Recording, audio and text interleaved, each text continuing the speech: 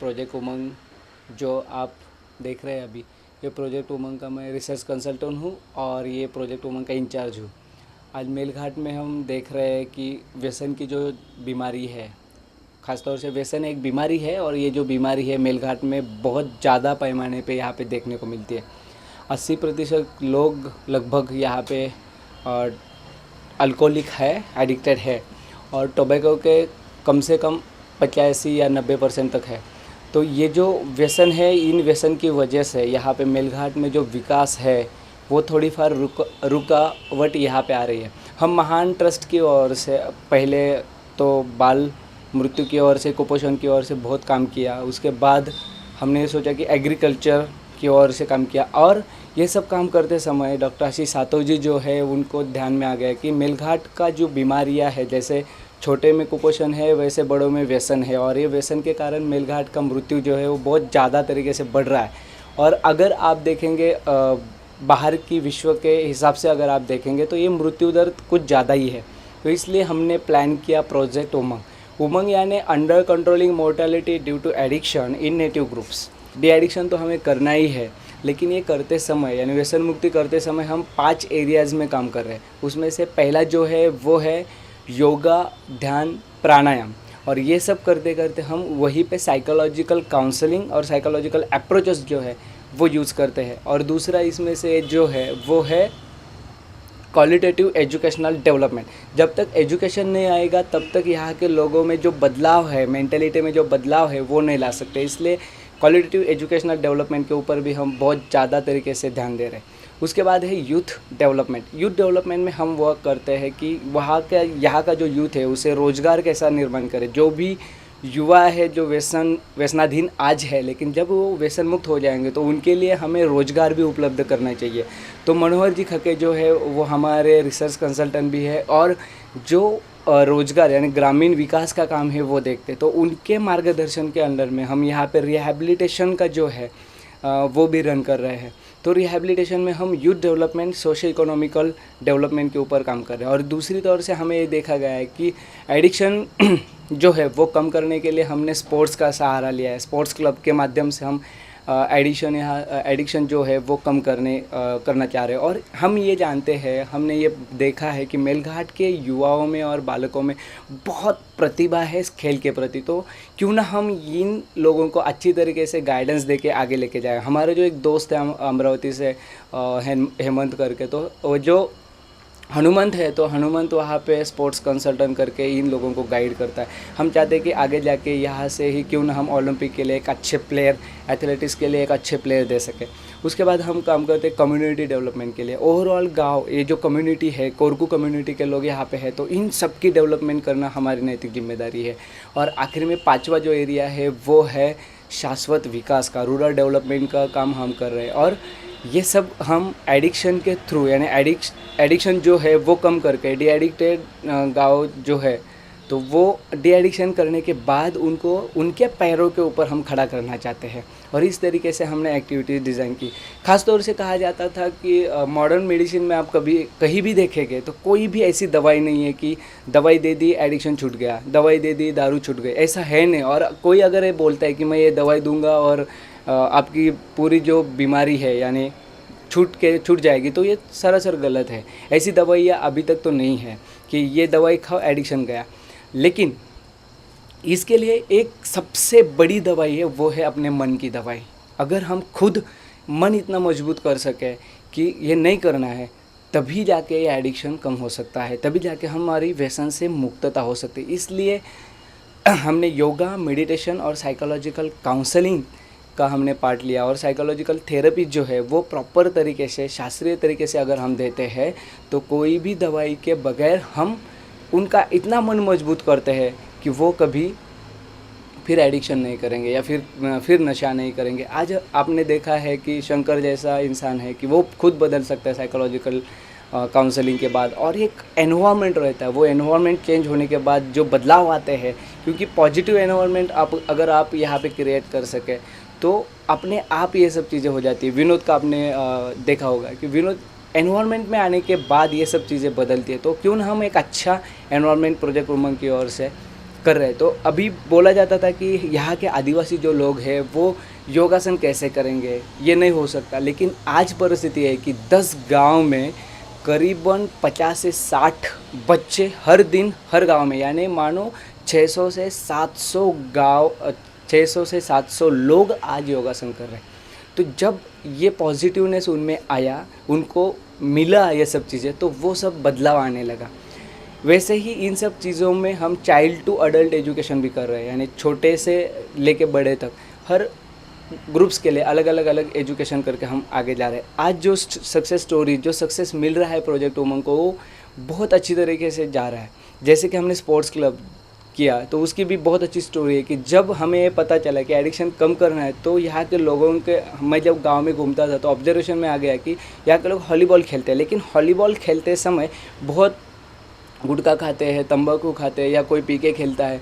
तो हमने ये किया कि लोगों को मनोरंजन के लिए हम खेल का इस्तेमाल करेंगे, लेकिन वहाँ पे कोई भी पूड़ी गुटखा दारू कोई भी नहीं चलेगा, यानी कौन सी भी तरीके का जो नशा है वो नशा वहाँ पे नहीं चलेगा।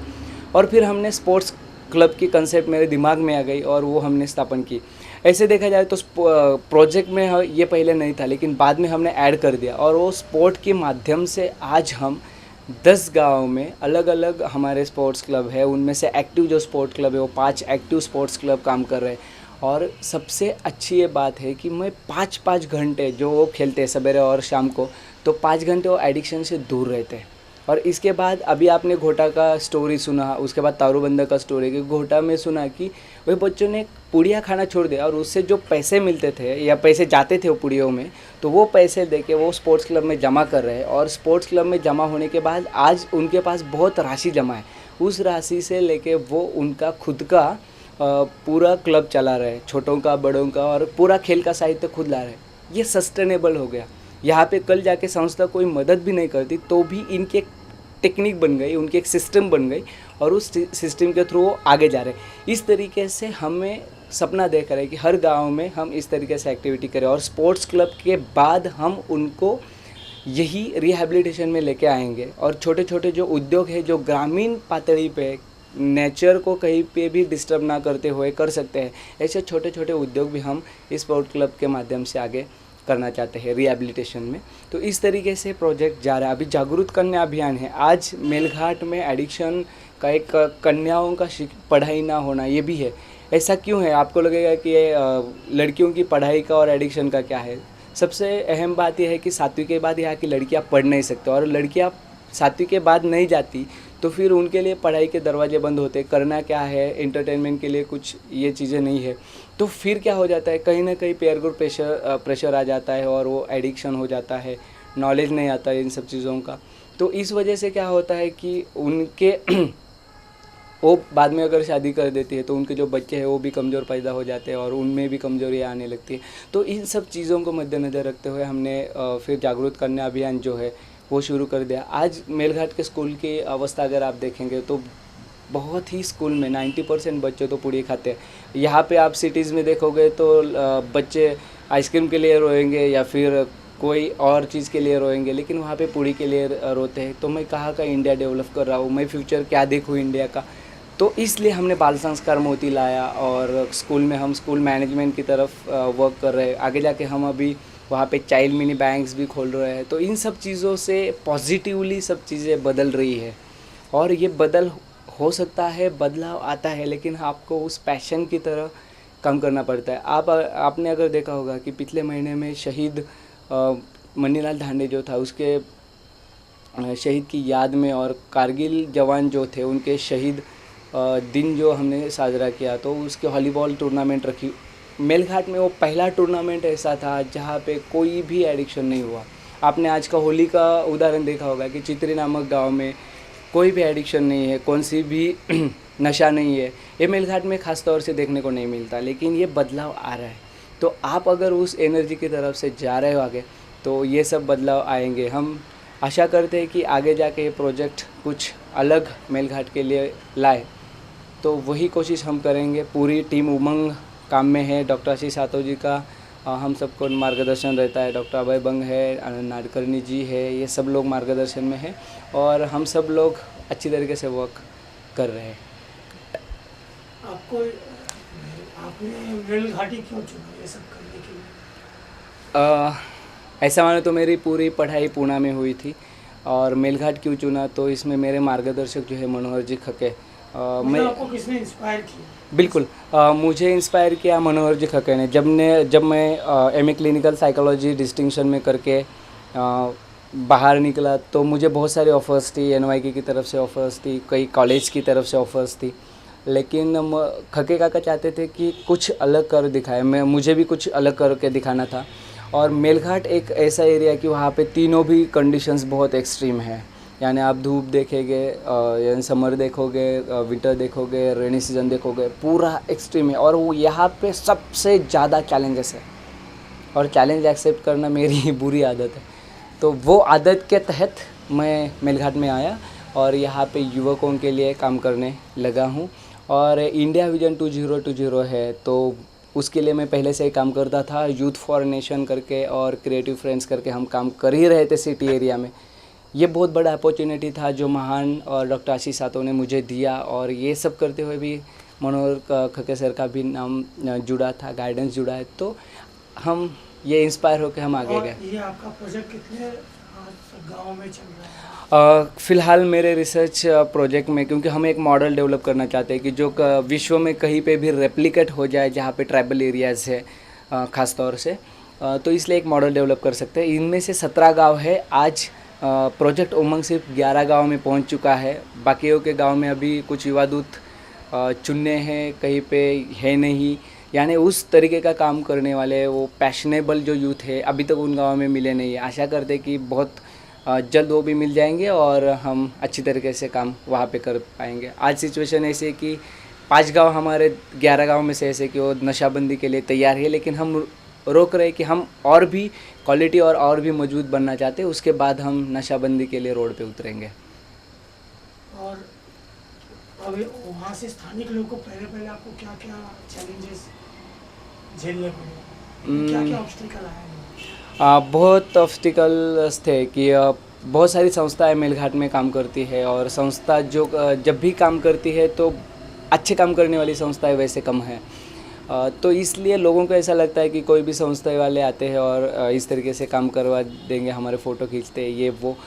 तो ये सब चीज़ें थी। और लोग व्यसन, यानी देखिए कि वो बहुत ही हॉरर है सब चीज़ें कि वो एक्सेप्ट नहीं करते लोग, और सोशल है उनके कल्चर के हिसाब से। अगर आप देखेंगे तो उनमें वैसा यानी दारू, सिड्डू, महुआ, ये सब चीज़ें कॉमन है, उनमें ऐसा कुछ लगता नहीं है, सोशल लगती है, एक्सेप्टेबल है।